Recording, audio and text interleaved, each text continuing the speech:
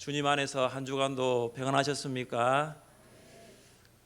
바울 일행이 바나바의 고향 구브로 섬을 떠나서 이제 배를 타고 밤빌리아 버가에 도착을 합니다. 그런데 무슨 이유인지 마가 요한이 선교팀을 떠나서 예루살렘으로 돌아갑니다.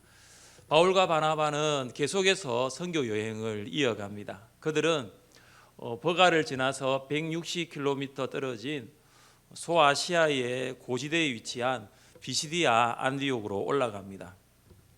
성경을 보면 안디옥이 두 군데가 나오는데 오늘 본문에 있는 비시디아 안디옥은 안디옥 교회가 있는 수리와 안디옥과 구별되는 해발 1000m에 위치한 고원지대입니다. 비시디아 안디옥은 무역과 교통의 중심지로 많은 유대인들이 살아가고 있었던 도시입니다. 바울과 바나바는 안식일에 유대인의 회당에서 이루어지는 예배에 참여합니다.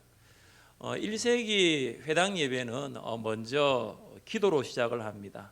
그리고 율법서와 선지서를 낭독하고 이후에 설교하고 축복함으로 예배를 마칩니다. 율법서와 선지서가 낭독된 이후에 회당장이 바울에게 사람을 보내어 권할 말, 그러니까 격려의 메시지를 할 수 있는가를 타진하도록 합니다. 많은 경우에 바울이 회당에서 권할 말, 격려의 메시지를 하려고 하지만 쫓겨났던 일이 굉장히 많았습니다. 그런데 비시디아 안디옥 회당은 예외였습니다. 회당장뿐만 아니라 유대인들의 마음의 문을 열고 말씀을 듣기 위해 준비되어 있는 것입니다. 여러분도 하나님께서 우리에게 주시는 말씀을 듣기 위하여 마음의 문을 열고 그 말씀을 듣기 위하여 준비되어 있습니까? 아멘. 네. 우리는 비시디아 안디옥에서 전한 바울의 설교를 통해서 하나님께서 이곳에 모인 우리에게 말씀하여 주시기를 원합니다. 그리고 그 말씀이 우리에게 권하는 말이 되고 하나님께서 주시는 격려의 메시지가 될 수 있기를 주님의 이름으로 축복합니다. 바울이 유대인들에게 어떤 메시지를 전했습니까? 첫째, 하나님께서는 믿는 자에게 약속을 주십니다. 우리 한번 따라해 봅시다. 하나님은 나에게 약속을 주십니다. 하나님은 나에게 약속을 주십니다. 오늘 본문 17절부터 22절까지는 언약의 관점에서 바라본 이스라엘의 역사를 말하고 있습니다. 바울은 설교를 시작하면서 먼저 청중과의 접촉점을 찾습니다. 청중과의 접촉점은 바울의 설교와 설교를 듣는 그들과 무관한 것이 아니라 관계가 있다라는 것입니다. 바울은 회당에 모인 청중들을 이렇게 부릅니다. 이스라엘 사람들과 및 하나님을 경외하는 사람들아. 이스라엘 사람들은 태생적 유대인이고 하나님을 경외하는 사람은 백부장 고넬료와 같이 하나님을 두려워하는 이방인입니다. 그러니까 회당에 모인 모든 사람들이 하나님과 관계된 사람이고 하나님께서 행하시고 말씀하시는 것에 관심이 있었던 사람들입니다. 바울은 하나님의 선택과 출애굽 그리고 광야 생활, 가나안 정복과 분배, 사사 시대와 왕정 시대를 언급합니다. 성경을 읽으면 여기에서 걸리는 거거든요. 왜냐하면 우리나라 역사가 아니니까 참 어렵기도 하고 재미도 없고 지루하기도 하다는 거죠. 근데 지금 바울이 이제 이스라엘 사람들을 선택하고 다윗 시대까지 쭉 설명할 때는 이 유대인들은 너무나 잘 알고 있는 내용이죠. 사랑하는 성도 여러분, 바울이 하나님의 선택에서 왕정 시대까지의 이스라엘의 역사를 언급한 이유가 무엇입니까? 역사를 가르치기 위해서 그렇게 한 것은 아니에요. 하나님께서 이스라엘 역사 가운데 이스라엘 백성들에게 메시아를 보내주시겠다는 그 약속을 전하기 위함입니다. 바울의 설교는 하나님의 약속, 메시아에 초점이 맞추어져 있었습니다. 바울의 설교뿐만 아니라 여러분 성경을 읽으면 이런 내용들이 굉장히 많이 나옵니다. 하나님의 약속, 메시아에 대한 내용이 많습니다. 같이 한번 읽어보겠습니다. 이 약속들은 아브라함과 그 자손에게 말씀하신 것인데 여럿을 가리켜 그 자손들이라 하지 아니하시고 오직 한 사람을 가리켜 내 자손이라 하였으니 곧 그리스도라.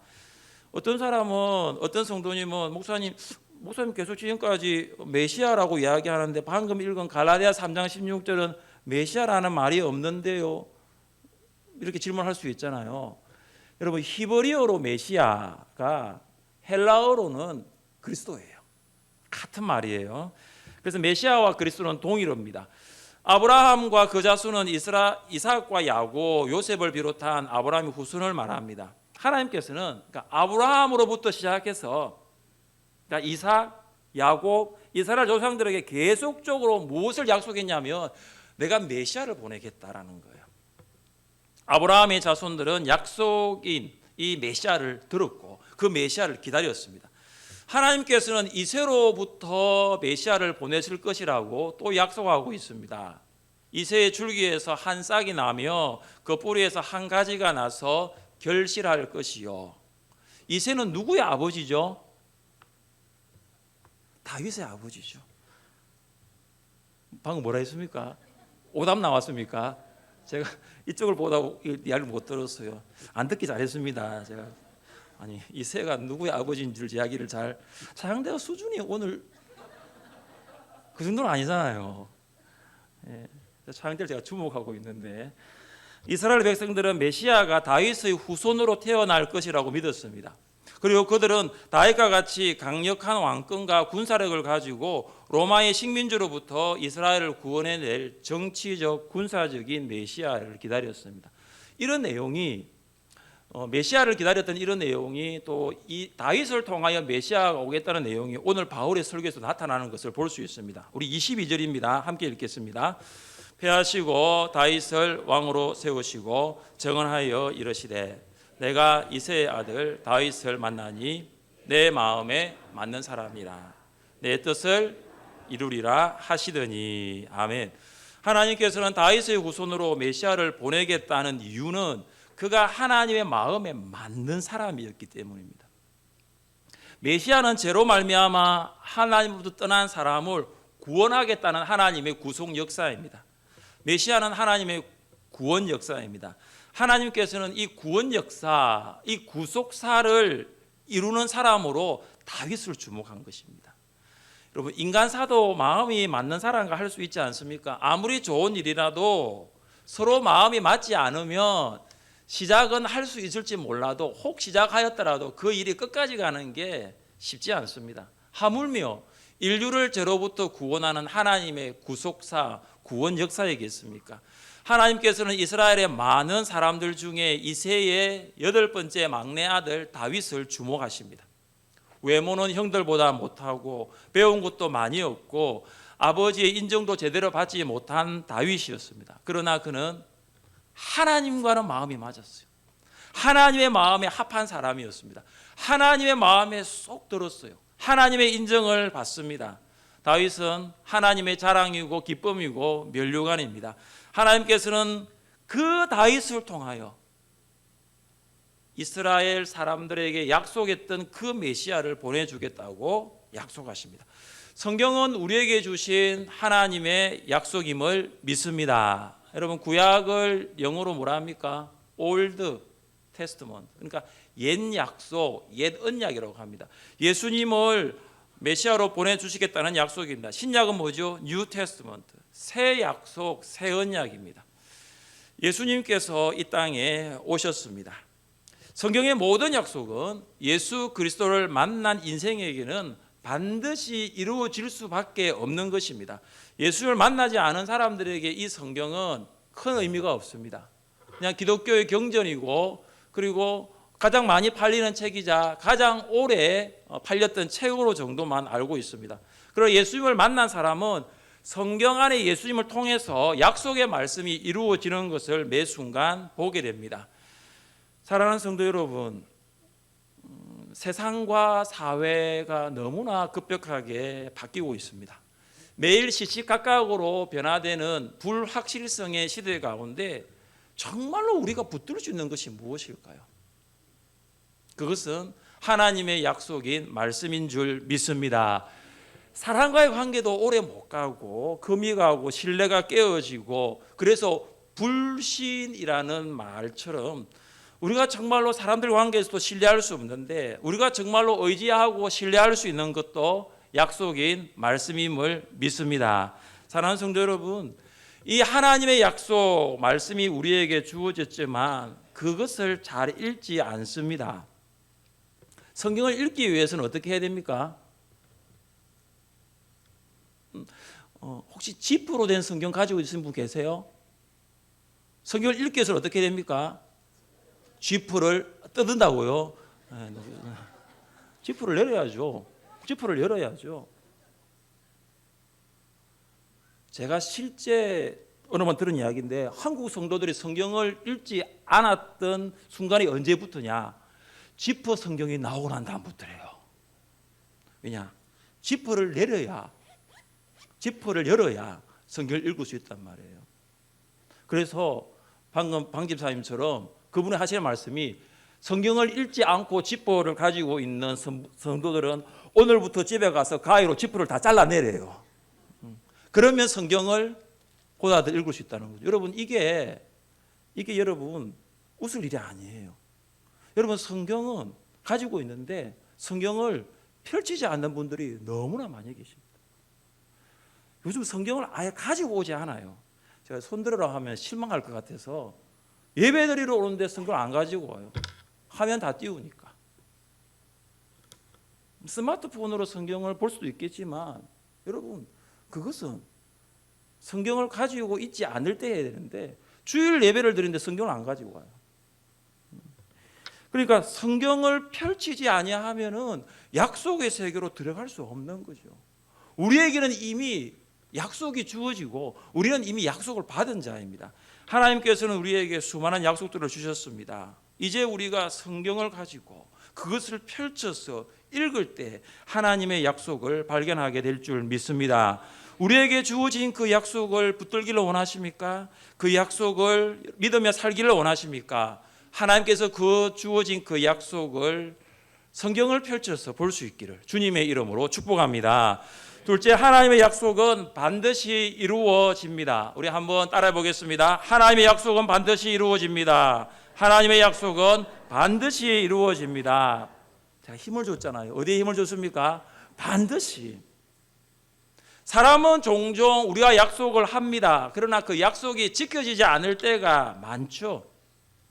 그래서 우리는 사람에게 실망하고 상처받고 그 관계가 멀어지기도 합니다.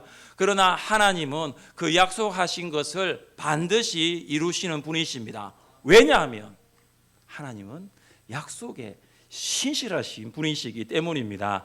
오늘 말씀에도 나와 있습니다. 함께 23절 말씀을 읽겠습니다. 하나님이 약속하신 대로 이 사람의 후손에서 이스라엘을 위하여 구주를 세우셨으니 곧 예수라. 말씀을 잘 보시면 지금 사도 바울이 선택을 하고 사울을 이야기하고 다윗을 쭉 이야기하면서 예수님을 언급한 적이 없습니다. 그러나 23절에서 하나님의 약속이 누구를 통해서 이루어졌느냐 하면서 구주를 세우셨으니 곧 예수라라고 하고 있는 거예요.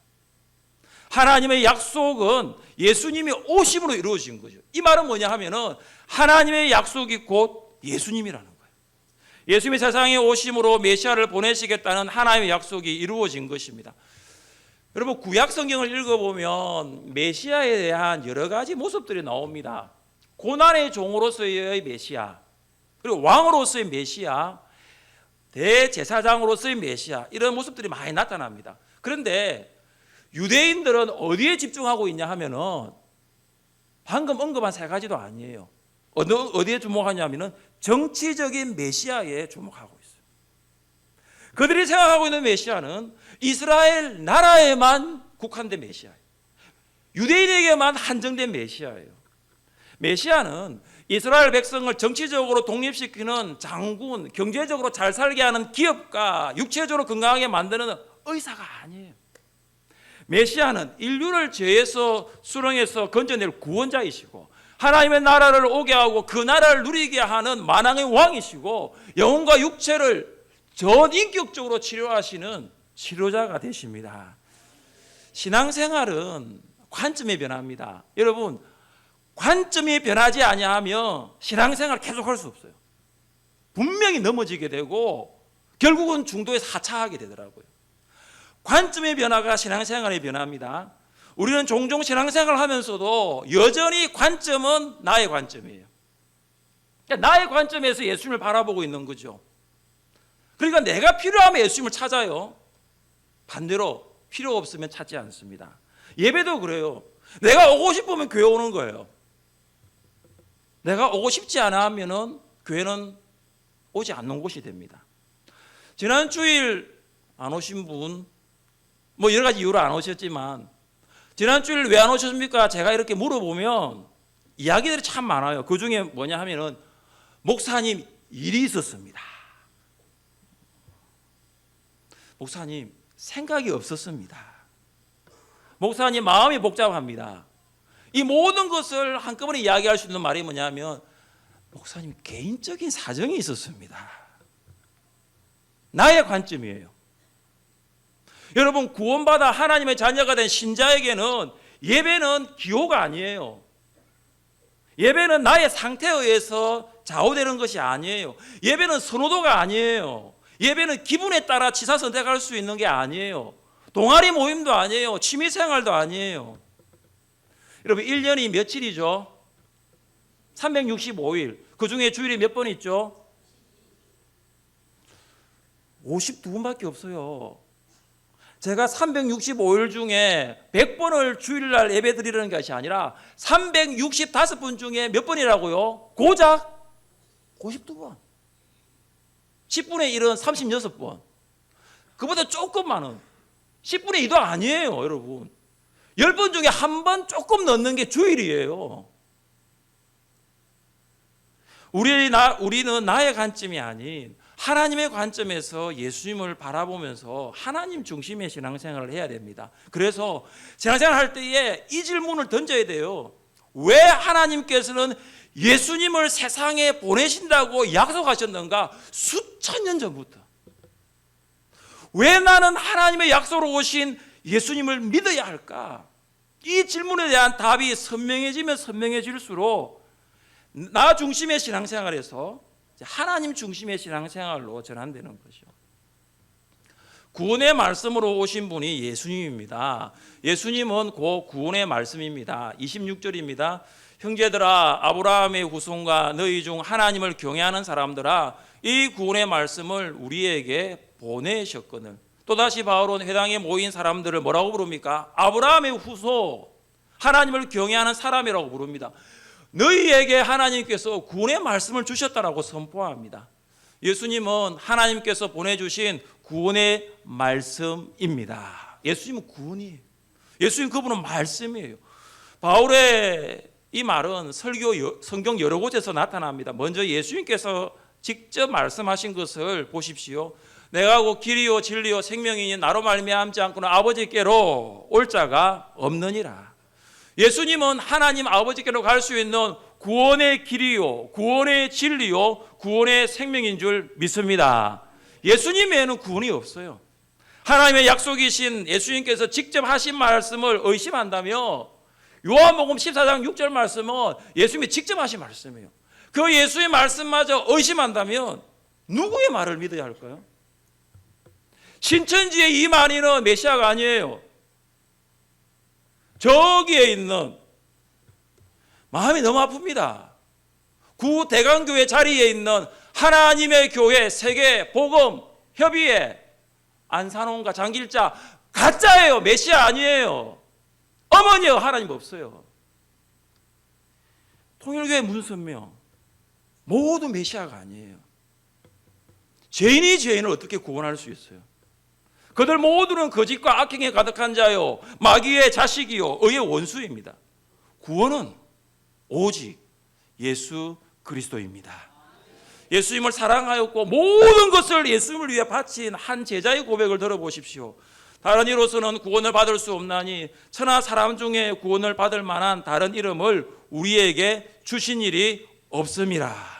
사도 베드로는 구원이신 예수님을 만났고 구원이신 예수님을 사랑하였고 구원이신 예수님을 선포하였습니다. 그래서 예수님을 위하여 모든 것을 버릴 수 있었고 감옥까지 갈 수 있었고 고난을 받을 수가 있었습니다. 바울은 계속되는 설교에서 구주와 구원의 말씀이신 예수님에 대한 두 가지 반응을 말합니다. 세례 요한과 유대인을 이야기합니다. 세례 요한은 예수님을 메시아와 구원의 말씀으로 보았습니다. 그래서 그는 예수님의 신발끈 풀기도 감당할 수 없다고 자신을 겸손하게 낮추었습니다. 그런데 유대인들은 어떻습니까? 그들은 메시아가 오기를 간절히 소망했던 자들입니다. 회당에서 선지서의 말씀을 읽고 들었고 배웠던 구약을 너무나 잘 아는 사람들입니다. 그러나 알고는 있는데 그 말씀의 의미를 이해하지 못했던 거예요. 말씀을 읽고 배운다고 다 이해하는 건 아닙니다. 영적인 눈이 열려야 해요. 영적인 눈이 열리지 아니하면은요, 내가 보고 싶은 것만 보고 내가 듣고 싶은 것만 듣는 거예요. 유대인들이 그랬습니다. 그들은 영적인 눈이 아니라 육적인 눈으로 말씀을 보았고 하나님의 관점이 아니라 세상의 관점에서 예수님을 보았습니다. 그래서 예수님을 메시아라 말씀으로 알지 못하고 정죄하였습니다. 그들의 요구에 맞지 않았기 때문에 예수님을 배척했습니다. 침을 뱉었습니다. 주먹으로 때렸습니다. 채찍질했습니다. 십자가에 못 박으라고 소리쳤습니다. 그리고 십자가에 죽였습니다. 무덤에 장사되었습니다. 예수님은 무덤에 묻히시는 것으로 끝난 것이 아닙니다. 하나님께서 무덤에 장사된 예수님을 살리셨습니다. 부활하셨습니다. 살아나셨습니다. 예수님 제자들에게 부활의 확실성을 알리셨고 제자들은 부활의 증인이 됩니다. 사랑하는 성도 여러분, 바울이 지금 세례 요한부터 예수님의 십자가와 부활까지를 설교한 이유가 있습니다. 바로 이것입니다. 우리도 조상들에게 주신 약속을 너에게 전파하노니 곧 하나님이 예수님을 일으키사 우리 자녀들에게 이 약속을 이루게 하셨다 함이라.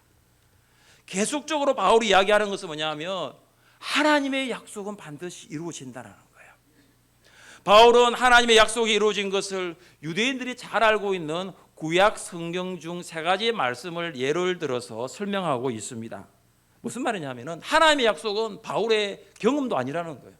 바울의 논리도 아니에요. 그가 많이 배웠습니다. 학문적인 지식 때문에 하나님의 약속이 이루어지는 것이 아니라 이것은 성경에서 약속하신 하나님의 약속이라는 거죠. 세 가지 말씀을 통해서 예수님의 메시아이심을 증명하고 있습니다. 먼저 바울이 인용한 첫 번째 말씀은 33절 하반절에 있는데 너는 내 아들이라 오늘 너를 낳았다. 성경 잘 보시면 성경 앞에 뭔가 표시가 있어요. 그걸 따라서 밑으로 쭉 내려가 보시면 시편 2편 7절이 있습니다. 스마트폰에는 없죠? 네, 없어요. 여러분 이게 뭐냐면은 신약의 말씀을 구약으로 찾아내는 거예요. 두 번째 말씀은 34절입니다. 또 하나님께서 죽은 자 가운데서 그를 일으키사 다시 썩음을 당하지 않게 하실 것을 가르치 이르시되 내가 다윗의 거룩하고 미쁜 은사를 너에게 주리라 하셨으며 쭉 내려가 보면 이사야 55장 3절이 나와요. 세 번째 말씀은 35절입니다. 같이 한번 읽겠습니다. 또 다른 시편에 일렀으되 주의 거룩한 자로 썩음을 당하지 않게 하시리라 하셨느니라. 이 말씀도 쭉 내려가 보면 시편 16편 10절이에요. 유대인들은 구약을 잘 알고 있는 사람들이에요. 그러니까 예수님이 이 세상에 오셔서 십자가에 죽으시고 부활하시는 이 약속이 너희가 잘 알고 있는 구약 성경에 약속되었는데 그 약속이 이루어졌다는 거죠. 그래서 너희가 잘 알고 있는 성경을 바라는 거예요.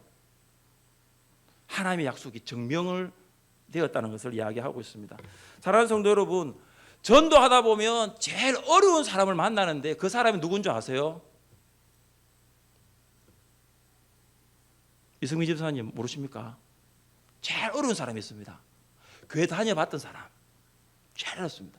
제일 어려운 사람이 있습니다. 김 집사님 누군지 아세요? 우리 아버지 장로님인데요. 이런 분 제일 어렵습니다. 근데 교회는 안 다녀요. 우리 아버님 권사님인데요. 저 다녀봤는데요. 똑같아요. 지금 유대인들하고. 과거에는 신앙생활을 했답니다.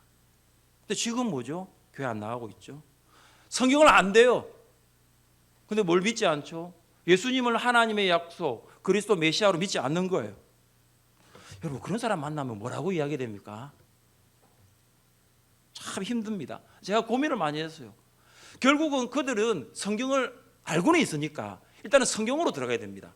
성경은 하나님의 약속이신 예수 그리스도에 대한 책입니다. 하나님께서 약속하신 대로 예수님을 세상에 보내셔서 구원자와 주님이 되게 하셨습니다.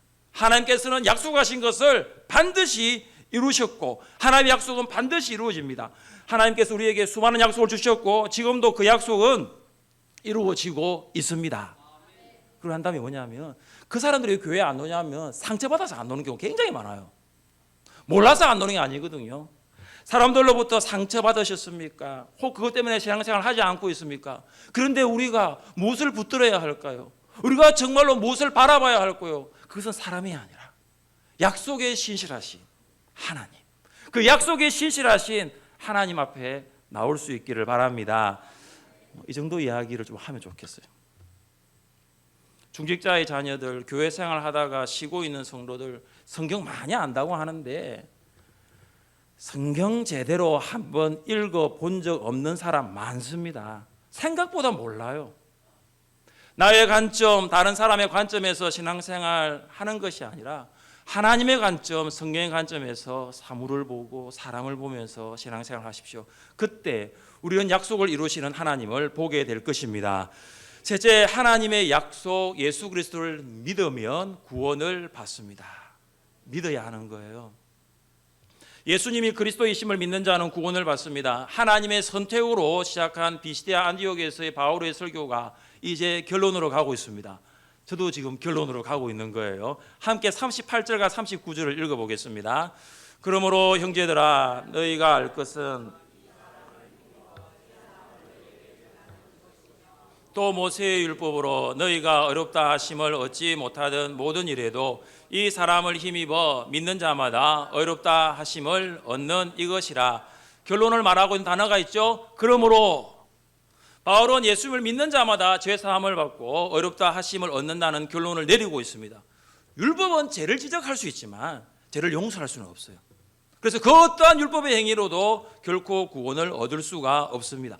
사람은 율법으로 어렵게 되는 것이 아니라 오직 예수님을 믿음으로 어렵게 됩니다. 죄사함을 받아 어렵게 될 수 있는 길은 인류의 모든 죄를 지고 십자가에 죽으신 예수 그리스도를 믿는 것밖에는 없는 줄 믿으시기를 바랍니다.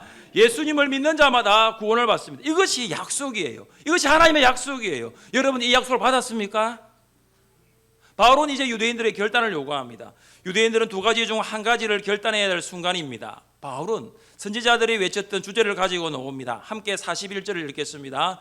일러서되 보라 멸시하는 사람들아 너희는 놀라고 멸망하라. 내가 너희 때를 당하여 한 일을 행할 것이니 사람이 너희에게 일러줄지라도 도무지 믿지 못한 일이라 하였느니라 하니라. 아멘. 이 말씀은 하박국 선지자가 유다에 임박한 심판을 경고하면서 던졌던 메시지입니다. 하박국 선지자가 던졌던 메시지를 거부하였던 유다 백성들처럼 지금 비시디아 안디옥에 있는 유대인들이요, 당신들도 하나님이 전하는 하나님께서 주신 이 복음을 거부한다면 당신들도 동일하게 멸망하는 자가 될 수 있다는 경고예요. 복음을 듣는 자, 복음을 들을 때 그 복음을 받아들이든지 받아들이지 않든지 둘 중에 한 가지는 선택해야 합니다. 바울이 유대인들에게 이토록 단호하게 이야기할 수 있는 이유가 뭔지 아십니까? 제가 지금 여러분에게 예수님을 믿는 자는 구원을 받지만 예수님을 믿지 않는 자는 구원받지 못한다는 이 복음을 단호하게 설명할 수 있는 이런 이유가 무엇인지 아십니까? 생사가 달려있기 때문에. 여러분 조금 아이들 공부 못해도 괜찮아요. 남편이 직장에서 조금 수입이 줄어들어도 괜찮아요. 아이들 공부 잘할 수 있고요. 경제가 회복되면 수입도 늘어날 수 있어요. 근데 중요한 것은 뭐냐면 복음이 없으면 멸망이에요. 복음을 받아들이지 아니하면 멸망이지만 복음을 받아들이면 영생이고 구원인 거죠. 이거는 여러분 살고 죽는 문제예요. 영원히 살고 영원히 죽는 문제가 복음의 선택에 달려있는 것입니다. 사랑하는 성도 여러분, 오늘 이 예배 자리에 놓은 분 중에서는 이미 하나님의 약속으로 오신 예수님을 믿은 사람이 있을 것입니다. 그러나 우리 중에는 아직까지 하나님의 약속이신 예수님을 믿지 않는 사람이 있을 것입니다. 복음은 같은 시간에 선포되고 있지만 결과는 여러분의 선택에 따라 다를 것입니다. 기회는 올 때 잡아야 하는 거예요. 이 시간 예수님께서 여러분의 마음을 두드리실 때에 하나님의 약속, 구원의 말씀, 유일한 구원자와 주님이신 예수님을 마음에 영접할 수 있기를 간절히 바랍니다. 이미 예수님을 영접하신 분들, 이제는 나의 관점에서 신앙생활 하지 말고, 나의 관점에서 성도 보지 말고, 나의 관점에서 교회 보지 말고, 하나님의 관점에서 약속의 말씀으로 바라보며 사로나 우로나 치우치지 아니하고 하나님 말씀의 정도를 걸어갈 수 있기를 주님의 이름으로 축복합니다. 우리 자리에 일어나셔서 함께 찬양하시기